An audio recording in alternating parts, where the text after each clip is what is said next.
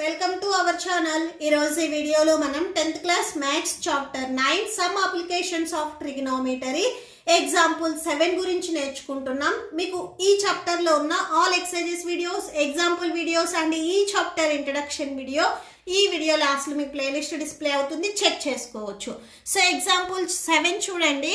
From a point on a bridge across a river, the angle of depression of the banks on the opposite sides of the river are 30 degrees and 45 degrees respectively.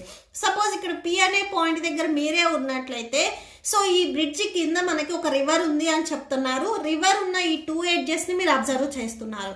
ఇక్కడ మీరు పైనుంచి కిందకి చూస్తున్నారు కాబట్టి మనకి angle అనేది depression వస్తుంది. P దగ్గర నుంచి ఈ రివర్ ఇట్ సైడ్ ఉన్న ఎడ్జ్ వరకు ఇక్కడ యాంగిల్ అనేది మనకి 30 degrees అండ్ పి నుంచి నెక్స్ట్ రిమైనింగ్ ఎడ్జ్ అక్కడ మనకి పాయింట్ వచ్చేసరికి బి ఉన్నట్లయితే ఇక్కడ మనకి యాంగిల్ అనేది 45 degrees అని చెప్తున్నారు.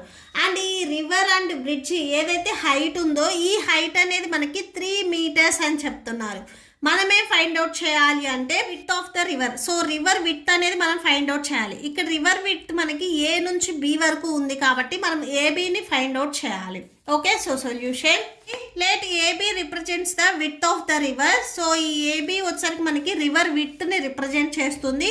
పి వచ్చేసరికి మనకి పాయింట్, బ్రిడ్జ్ మీద ఒక పాయింట్ ఉంది అని చెప్తున్నారు కదా, సో పి అనే పాయింట్. అండ్ హైట్ వచ్చేసరికి పి నుంచి డి వరకు ఈ హైట్ వచ్చేసరికి మనకి 3 meters అని తీసుకున్నాము. దట్ ఈస్ డి నుంచి పి వరకు ఆర్ పి నుంచి డి వరకు ఈ డిస్టెన్స్ అనేది మనం 3 meters అని తీసుకున్నాము. ఇక్కడ మీరు అబ్జర్వ్ చేసినట్లయితే మనకి 2 రైట్ యాంగిల్ ట్రయాంగిల్స్ వచ్చాయి. So triangle APD. Okay, so first ఈ ట్రయాంగిల్ చూడండి, triangle APD and triangle BPD. So ఇక్కడ మనకి 2 ట్రయాంగిల్స్ వచ్చాయి. సో ఫస్ట్ ట్రయాంగిల్ ఏపీడి తీసుకున్నాము. నేను ఇదే ట్రయాంగిల్ని ఇక్కడ రఫ్ డయాగ్రామ్ డ్రా చేశాను చూడండి. ఓకే, సో ఇన్ ట్రయాంగిల్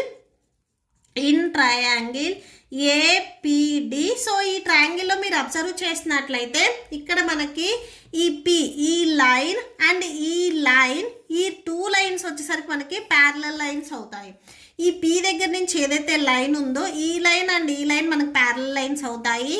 ఈ ఏపి ఈ లైన్ వచ్చేసరికి మనకి ట్రాన్స్వర్సల్ అవుతుంది. ఎప్పుడైతే ఇక్కడ మీకు ట్రాన్స్వర్సల్ లైన్ వచ్చిందో సో ఇక్కడ ఆల్టర్నేటివ్ ఇంటీరియర్ యాంగిల్స్ అంటే ఈ యాంగిల్ వచ్చేసరికి మనకి ఈక్వల్ అవుతాయి. సో ఇది 30 degrees ఉంటే ఈ యాంగిల్ కూడా మనకి 30 degrees ఉంటుంది. సో ఇది main important point. Okay, so అంటే ట్రయాంగిల్ ఏపీడిలో మనకి ఏ దగ్గర యాంగిల్ వచ్చేసరికి 30 degrees ఉంది.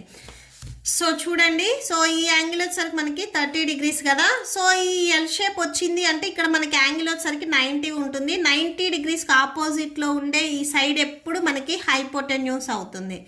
ఓకే, సో మనకి ఈ యాంగిల్ అనేది ఇప్పుడు మనం చెప్పట్లేదు, ఈ ట్రయాంగిల్ మాత్రమే తీసుకుంటున్నాము. ఈ 30 degrees యాంగిల్కి టచ్ అయ్యే ఈ 2 sides మనకి అడ్జసెంట్ అవుతాయి.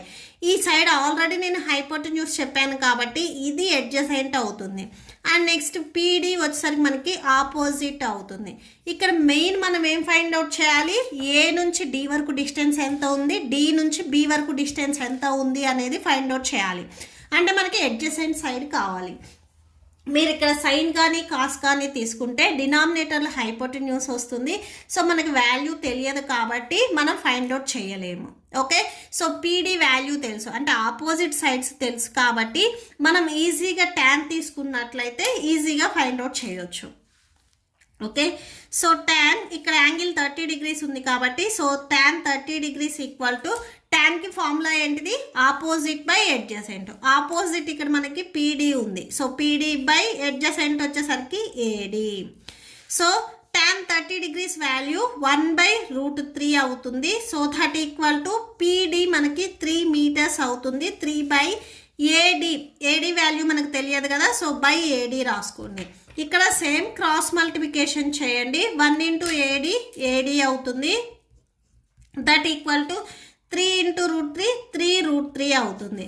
సో దీనికి మీరు ఈక్వేషన్ నెంబర్ 1 ఇవ్వండి. అండ్ నెక్స్ట్ రిమైనింగ్ మనకి ఇంకొక ట్రయాంగిల్ ఉంది కదా, ట్రయాంగిల్ PDB. సో ఈ ట్రయాంగిల్ తీసుకుందాము. పి.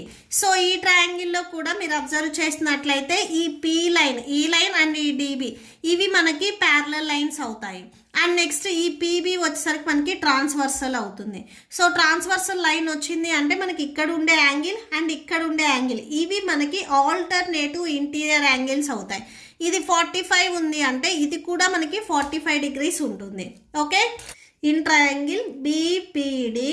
సో ఈ ట్రయాంగిల్లో నెక్స్ట్ మనము ఇక్కడ యాంగిల్ 45 డిగ్రీస్ చెప్తున్నాం కదా. సో ఈ 90 డిగ్రీస్కి ఆపోజిట్లో ఉండేది ఎప్పుడు మనకి హైపోటెన్యూస్ అవుతుంది. ఈ 45కి టచ్ అయ్యే ఈ సైడ్ మనకి అడ్జసెంట్ అవుతుంది అండ్ ఇది ఆపోజిట్ అవుతుంది. సేమ్ ఇక్కడ మనకి యాంగిల్ 45 కాబట్టి so tan 45 degrees equal to టాన్కి ఫార్ములా ఏంటిది, opposite by adjacent, opposite PD by adjacent DB. So PD మనకి గివెన్ క్వశ్చన్లోనే ఇచ్చారు 3 మీటర్స్ అని. సో 3 బై డిబి వాల్యూ మనకి తెలియదు. So by DB tan 45 value 1. So డినామినేటర్లో ఉన్న డిబిని మీరు ట్రాన్స్పోజ్ చేసుకుంటే మల్టిప్లికేషన్లోకి వెళ్తుంది. 1 into DB, DB equal to 3 metres. దీనికి మీరు ఈక్వేషన్ నెంబర్ 2 ఇవ్వండి. ఓకే, సో ఇప్పుడు మనకి డిబి అండ్ ఏడి వాల్యూస్ వచ్చాయి. ఇవి రెండింటిని యాడ్ చేస్తే మనకి టోటల్ ఏబి వస్తుంది. సో ఇక్కడ చూడండి, ఏడి అండ్ డిబి ఈ 2 వాల్యూస్ని యాడ్ చేస్తే మనకి టోటల్ ఏబి వస్తుంది. సో నెక్స్ట్ అది రాసుకోండి. So width of the river, width of the river, so AB మనకి టోటల్ లెంత్ కావాలి. సో దానికి AD plus DB. So AD మనము ఈక్వేషన్ నెంబర్ 1లో రాసుకున్నాం చూడండి.